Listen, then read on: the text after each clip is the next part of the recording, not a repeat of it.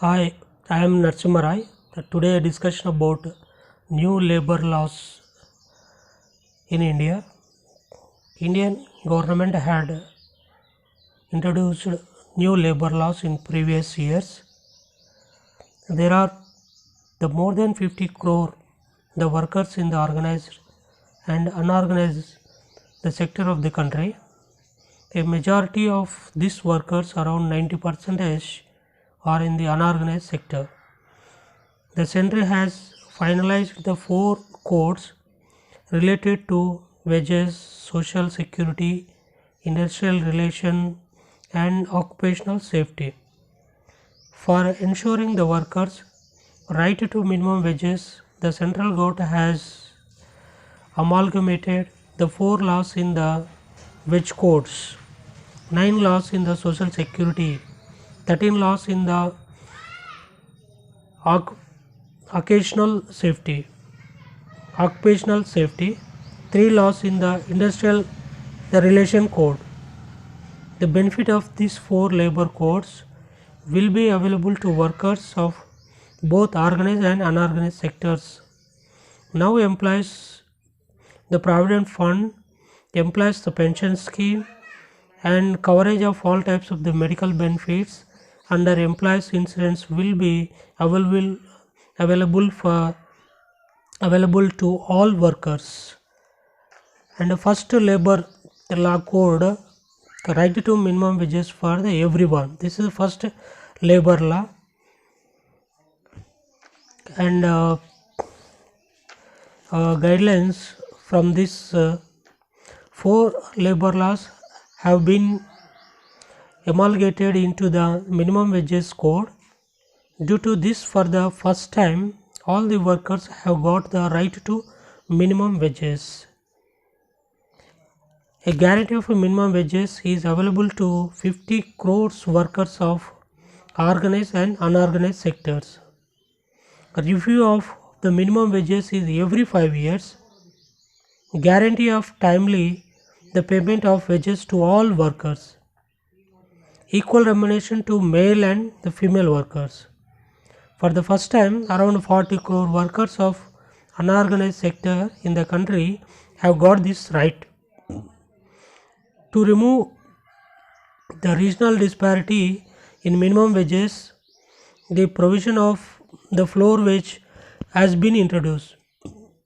From 2017 Payment of Wages Act has increased the wage ceiling from 18,000 to 24,000. And the second the labor law code is social the security for everyone. This is the second one, social security for everyone. Guidelines in this labor codes through a small contribution benefit of the treatment is available under hospitals and dispensaries of ESIC. The doors of ESIC will now be opened for the workers of all sectors along with the workers of all unorganized sector. Expansion of ESIC, hospitals, dispensaries, and the branches up to the district level. These facilities to be increased from 566 districts to all the 740 districts of the country. Even if a single worker is engaged in hazardous work, he would be given ESI's benefit. Opportunity to join ESIC for platform and giga workers engaged in the new technology. Plantation workers to get the benefit of ESIC, benefit of pension scheme to allow to all workers of organized and unorganized and self-employed sectors also. Institutional working in hazardous area to be compulsory registration with ESIC. Creation of the Social Security Fund for providing comprehensive the social security to the unorganized sector only. And the requirement of the minimum service has been removed for the payment of gratuity in case of the fixed term employees. Employees engaged and fixed term to get the same social security benefit as permanent employees. Employer employing more than 20 workers to mandatory report the vacancy online only. A universal account number for ESIC and EPFO and also unorganized sector workers is available. And the third labor code is Industrial Relations Code. Industrial Relation Code is the third labor code. Guidelines from in this: in case of job loss, a workers will get the benefit under the Atal Bimit Vyakti Kalyan Yojana. Under the Atal Bimdi Yakti Kalyan Yojana, a workers of organized sectors who loses his job gets a financial aid from the government. This is the type of unemployment allowance the benefit of which admissible to the workers covered under the ESIC scheme only. At the time of the retirement, a workers would be provided 15 days wages for the reskilling. The wages would be credited directly into the bank account of the workers so as to enable him to learn new skills only. The fostering justice to the workers through tribunal, the workers' disputes to be resolved within a year in the tribunal. The tribunal to have the two members to facilitate the faster disposal of cases. In industrial establishment, a trade union having 51% votes shall be recognized as the sole negotiating union only, which can make the agreement with employers. And the last fourth labor code is Occupational Safety, Health and Working Conditions Law. Guidelines from in this: various provision in the OSH code will ease the lives of the interstate migrant workers. Anomalies of the Interstate Migrant Workers Act 1979 have been comprehensively addressed in the OSH code only.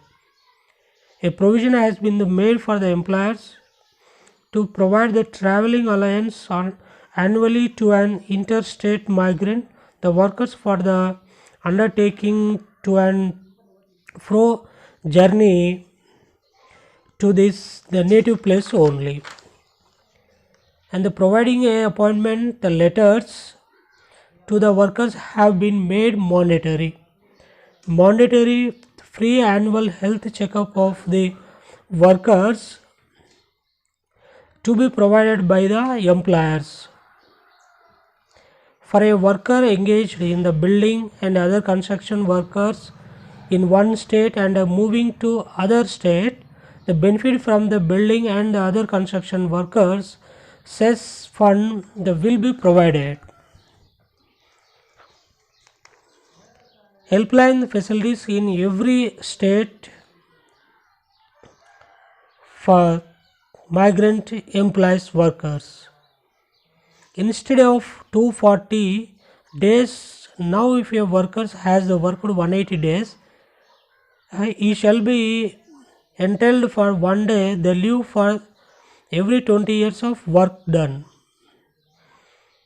Maternity Benefit Act was amended in 2017 to increase the paid maternity leave for women workers from 12 to 26 weeks and ensure mandatory crèche facility in all establishment having 50 or more than workers only. So these all are 4 labor laws government recently introduced in this the country. These are benefit for government and the private employees are getting benefits according to from Indian constitution only. Their where the receiving according to from Indian constitutions were working the